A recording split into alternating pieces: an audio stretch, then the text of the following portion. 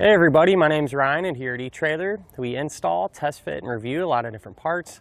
That way we can try to answer any questions those of you might have. And that's exactly what we're doing here today on our 2016 Chevrolet Spark. We're going to be taking a look at and showing you how to install the Roadmaster Vehicle Wiring Kit for towed vehicles. So you're going to need a total of 5 main components to flat tow your Spark down the road behind your motorhome. The first one's going to be your base plate, and that base plate's going to be that solid and reliable connection point. That way you can hook up your tow bar to it. That tow bar is going to be that second component. That's going to be the physical link that connects the front of your Spark to the back of your motorhome. The third main component is going to be safety cables, and these are there in the event of an unlikely disconnect. These are going to keep your Spark connected to your motorhome.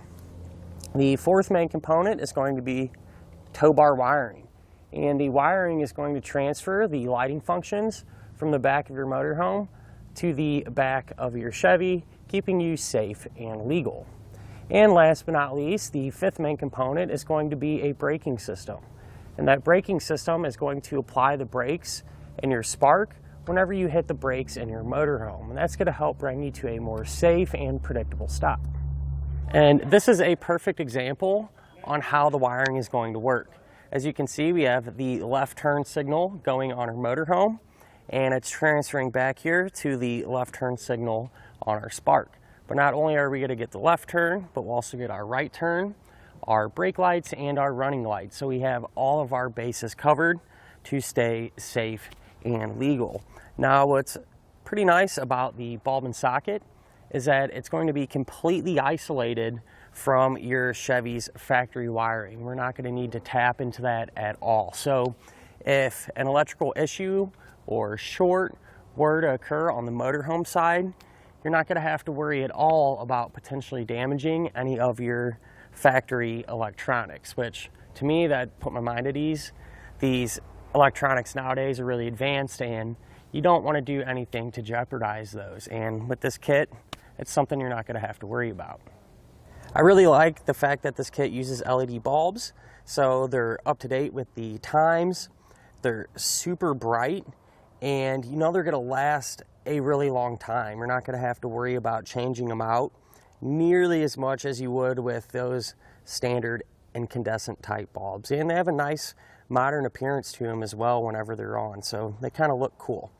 Now, one downside to the bulb and socket is you are going to have to drill a small hole into your taillight housing. So that is one of the concerns you might have.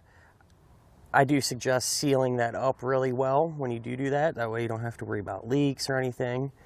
But with that being said, even the diode wiring kits, the kits that use diodes, those still tap into the factory wiring. So one way or another, you're still going to have to do a little bit of work. The bulb and socket, you got to drill that hole, and that diode wiring, you're going to have to tap into the factory wiring harness. So you kind of have a choice there, and I will say the bulb and socket isn't a bad one. Now, there is one thing I do want to mention, and that is that this kit is not going to come with a connector that you can wire into the front of your vehicle. That way you can plug your wiring into it from the back of your motorhome. Not really a huge deal. Actually, it's a little convenient at times because you can kind of pick and choose what connector you want to work best with your setup. Today, our customer has a 4-way flat connector. So this is just a pigtail that we use to splice right into the wiring. Super straightforward. If your setup is like this, then you can pick up that pigtail right here at eTrailer. But a more commonly used one is a 6-pin round style connector. And that is really common in the flat tow world, and that's the style of connector I would personally recommend. But other than that, regardless of what connector you hook up, it's going to be super easy. You're just going to take the appropriate cable, plug it right in, and hook it to your motorhome. Now, if you do plan on using that 6-pin connector, there's a kit available with this wiring that comes with a wire that has a 6-pin on one end, so you can plug into that 6-pin connector, and a 7 way on the other end. That way you can plug into the back of your motorhome. So if that's the route you want to go, I would suggest picking up the kit. And again, you can find that here at eTrailer. So at the end of the day, not a bad choice for tow bar wiring. It's definitely going to get the job done. Now, as far as the installation goes, it is quite a bit of work, and it mostly lies just having to route all the wiring. But as far as hooking it up and everything, it's pretty straightforward. So as long as you take your time, you should have no issues getting it done at home. Speaking of which, let's go ahead and do that together now. So to begin our installation, we're going to be here at the front of our Spark, and we have the fascia removed. You don't have to have it removed to do this. However, I'm doing this at the same time that we did our base plate because we have a lot more room to work. With that being said, what I did is I took one end of the bundle of wire that comes with the kit, and I started to connect it to a 4-way plug here. And this 4-way plug does not come included with the kit. With that being said, I hooked up 3 of them. I just went color for color, green to green, yellow to yellow, brown to brown. And I used some heat shrink butt connectors, which you can also find here at eTrailer, to pair them 2 together. So I left one open so I could show you how to do it. What you're going to do is just strip back the insulation on both end, your connector end and your wiring side. I crimped on the butt connector here, but then you'll just take, you stripped into the wire, pop it into that end of the butt connector, and crimp it down. And since these are heat shrinks, what I'll do is I'll take my heat gun and seal up the ends.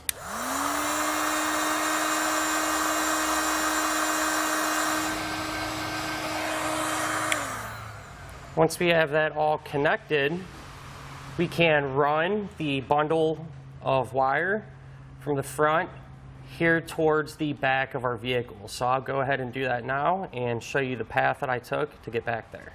So I got our wiring ran and comes out of our plug here, and I did tape up our connections here just for a little protection. Just figured I'd mention that. But what I did is I just shot it across the top of our base plate. Used a zip tie along the way to secure it. Comes out right through this opening, kind of comes around and goes through there to the bottom side of our vehicle. So now underneath the vehicle, here's where our wiring came through, and I just secured it through here, kind of on the bottom side of the frame rail. Now when you're routing this wiring, you want to do your best to avoid any hot or moving parts. I brought it down.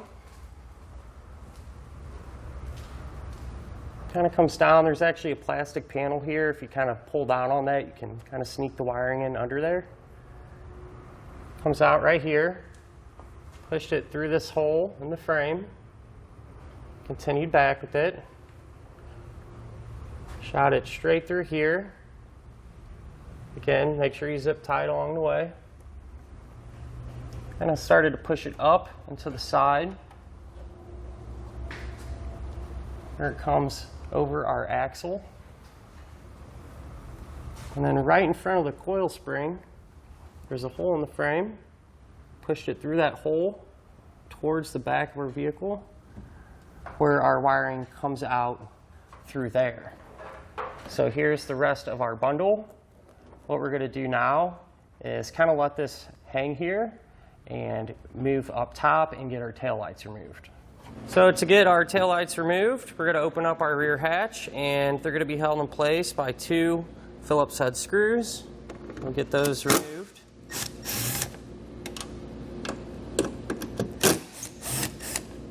And what we should be able to do is kind of grab the taillight, kind of wiggle it back and forth gently, and kind of pull back on it as well at the same time. Now once we get it freed, we can remove our bulbs. That way we can work with just the light. So these are just quarter turns, so you're going to grab the back, rotate it a quarter turn, and release them.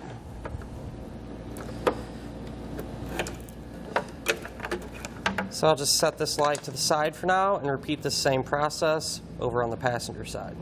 Now we can grab our tail light, and if we look On this top portion here, it's nice and flat. So just to kind of give you a reference point, if this were on the back of the car, we're looking at this pocket here.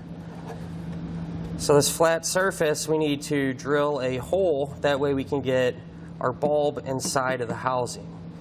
So I kind of lined everything up and eyeballed it, and I made a black dot where I want to drill my hole. And you want to use a 1-inch hole saw. And what I like to do is kind of get it started with the pilot bit.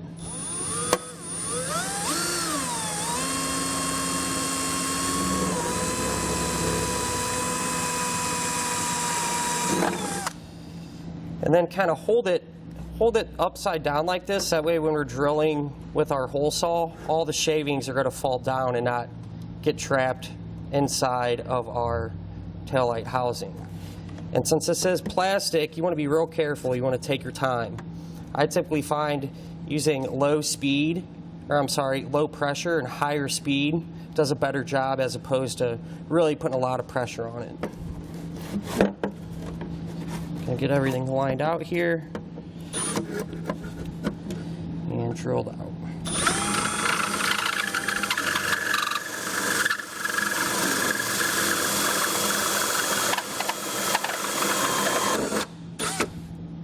So now that we have our hole drilled out, we can grab our bulb, and you notice these little pieces of metal here. These are actually going to retain the bulb into the housing, but if you try to put that in there, they're not spread out far enough apart, so it's just going to be able to come right out with very little effort. So what you're going to want to do is take a pick or a small screwdriver, something like that, and we just want to kind of pry these out a little bit. That'll create a little bit of tension when we go to push the bulb into the tail light, and these will do a good job of keeping it in place. So I always just like to bump them out a little bit and try it out. Sometimes it goes right in exactly how you want it. Other times you may have to close them up a little bit or spread them out a little bit more. So that looks pretty good. That's something like that. I'll push it in there. And it's still a little on the loose side. So I'll come back, open them up a little bit more, and then that should do the trick.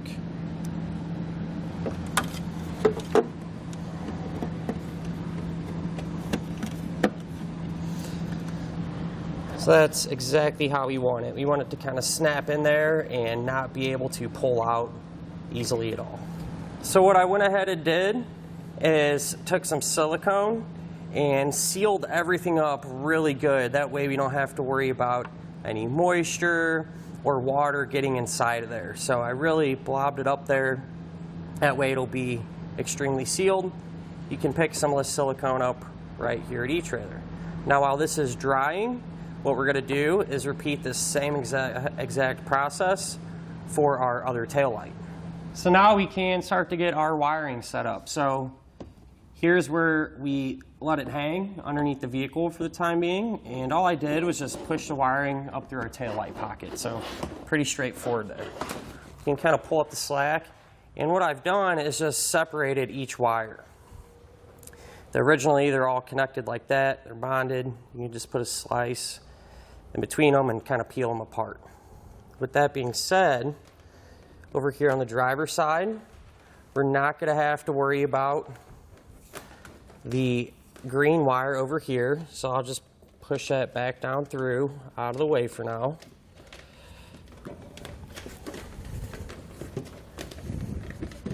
And then I'm going to shorten up our other 3 wires. So I guess a little bit of length to work with here. Maybe something like that. And I'll trim them. Then I'm going to strip back the ends on all 3. Now what we can do is the white wire that we trimmed off, as well as the brown wire, we can take that extra length, feed it down through, because these two are going to get ran over to the passenger side. So we're going to tie these in to these wires and run the rest over to the passenger side. So I kind of just push this down, make it a little easier and more manageable to work with. So I'll take the end of our white wire and strip back that insulation. And I'm just going to tie that right into our other white wire here. So I'll just take them and twist them together. I'm going to do that same exact thing with the brown wire. So what I went ahead and did now is just use some more heat shrink butt connectors to connect the wiring we ran up here to our tail light, to our bulb and socket wiring. And so here on the driver's side, you're going to take your brown wires, connect it to the brown wire for your bulb and socket. The white wires will go to the black wire on your bulb and socket. And the yellow wire will go to the red wire on your bulb and socket.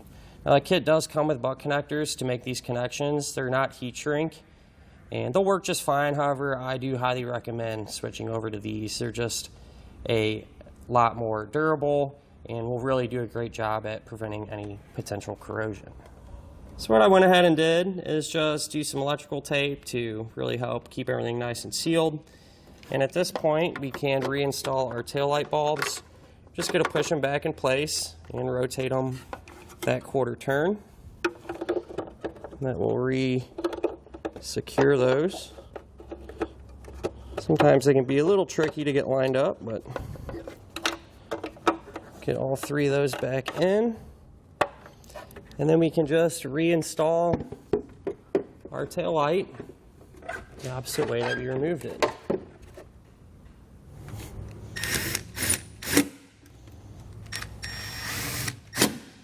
So now we can come back underneath of our vehicle and route those wires from the driver's side over to the passenger side. So they come down right here. And what I did was just route them kind of behind our fascia. So they come up through our bumper beam, kind of just continue back through there,